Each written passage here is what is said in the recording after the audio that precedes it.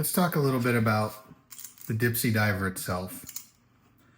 So there's several components to the Dipsey diver. You have the part that goes out to your leader that we talked about on another video. And you have this lever here, this release, that goes back to your main line on your fishing rod. Now, the intent of this mechanism is that when the Dipsey diver is down in the water column and you get a fish, it's supposed to be able to pull this out so that the diver stops diving and it rises to the surface.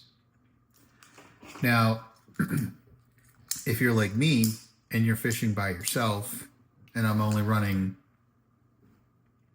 3 rods, I typically have a Dipsey diver of some sort out away from the boat, and then I have something closer in, like a jet diver or a tadpole diver or something else. That's not really that big of a problem. So the Dipsey diver is out to the side of the boat, fish gets on, it releases and comes to the surface. Now sometimes it doesn't release and you have to give it a little jerk and pull on it to do the release, all right? But the general idea is that fish bites, pulls on this enough, and pops this lever out so that it stops diving. Another aspect of a Dipsey diver is it's actually a 2 capability device. It dives down in the water column based on settings that we'll talk about in a minute, but it also turns on its side and planes out away from the boat.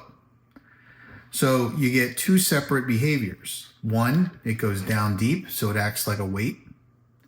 And 2, it planes out away from the boat. Now, that's important because you can do both of those behaviors with just a simple device like this. Let's talk a little bit more about this lever. Well, as you can see, it fits into a groove here, and you can hear it snap into place. Now, there's a set screw here on the side. It's a Phillips head. It also has a flat head, so you can use both ways. But depending on how you turn this, you can either tighten it or loosen it, is going to make this action of release harder or easier. Now, if you have it set too loose, pretty much as soon as you put this in the water and it starts to plane out, the tension that it's going to cause from the planing action is just going to pop it out. And it's going to float up to the surface and it's going to get tangled with your other rods. All right, so when you're letting this out, you really have to pay attention to that. Once we get out on the boat, I'll show you how that works.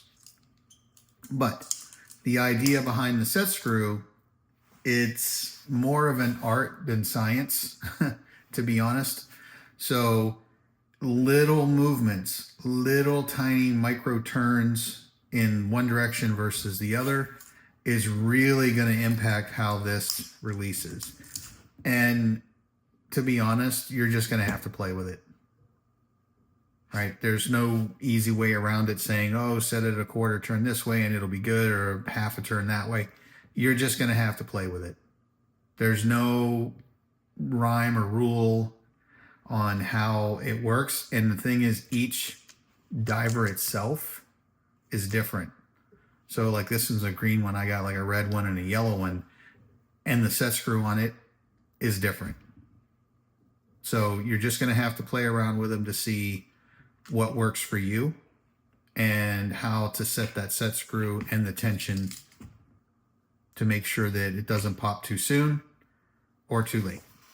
Another aspect of this tension screw and this lever, there's various schools of thought that you're going to see online about whether you keep it tight and then you manually release it, which means you see your pole jerking and you got a fish on there. It's pretty obvious.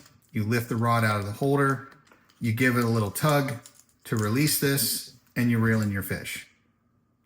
The other school of thought is where I talked earlier about the art of this set screw, and you get it just right and perfect so that whenever you get a fish, it pops automatically. Now, those are the two types of techniques that you're going to see online. Well, why would one person use one technique versus another? Well, if you're like me and you fish by yourself with about 3 rods, using the set screw and the automatic release when you catch a fish is probably pretty good. You're not going to get much tangled. I use this on my outside rod, and I have a diver of some sort on the inside rod. So if a fish pops this lever, it's going to come to the surface, and then I'm going to be able to reel that fish in. All right, so not too big of a deal. Now, on the other hand, if you're running many rods, let's say you're running 6, so that's 3 on one side and 3 on the other. If you choose to use a Dipsey diver in that configuration, normally you're going to have a board on the outside rod, maybe a Dipsey on the inside position, and then some kind of other diver on the, the complete inside, or the Dipsey in the middle position, and then something else on the inside. If you're running that kind of a configuration, having this automatically pop when a fish bites, you could be on the other side of the boat reeling in a board or reeling in some other fish. A fish hits this pops, starts floating to the surface, and starts coming in towards the back of the boat. Now you could be in a little bit of a trouble, because this is now, without any action on your own, going to be acting in a behavior because there's a fish on here and it's automatically popped. It's going to be coming in towards the back of the boat. It's going to be coming to the surface. If you have some, say, inside gear, a little bit more shallow, you're opening yourself up for tangles.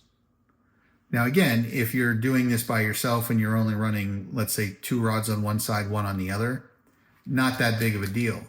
But if you're running more rods, like 3 rods with different configurations, having this auto release when you get hit can cause other problems. So my suggestion is if you're fishing by yourself with 1 or 2 rods on one side, set the set screw. If you're running boards, a diver, something on the inside rod, and then other rods on the other side, like say 6 rod configuration, I would tighten up this set screw and release this yourself. Let's talk about the backside. This is the fun side.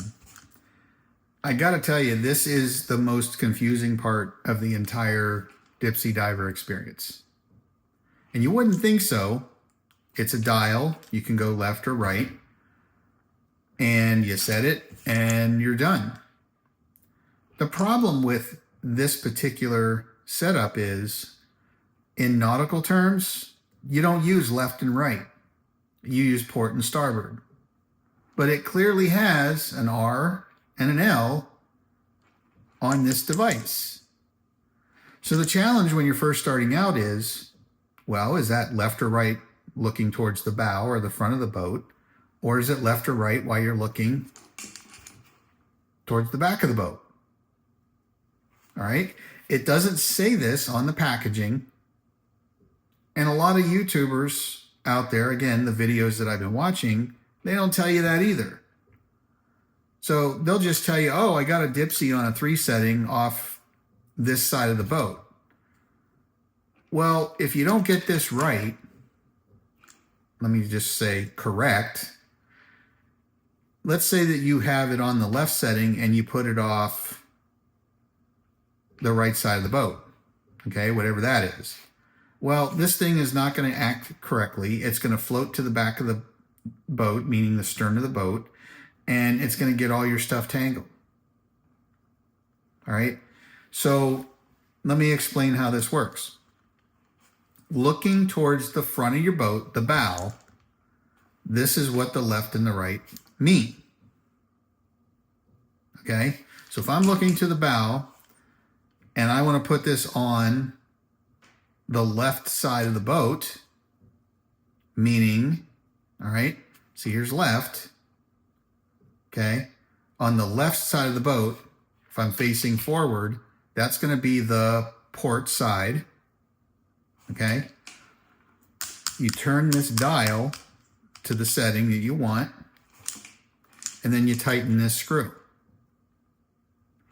If you're looking to the front of the boat and you want it on the right side, okay, or the starboard side, then you move this over to the setting that you want and you tighten this screw. Now again, a lot of the videos that you watch won't tell you to tighten this screw. This screw is important because it affects how easily this weight moves around.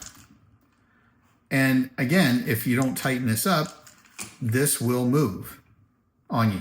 You'll put it on a 3 setting, and then a couple hours later, you'll check it and it'll be like on 2.5. All right.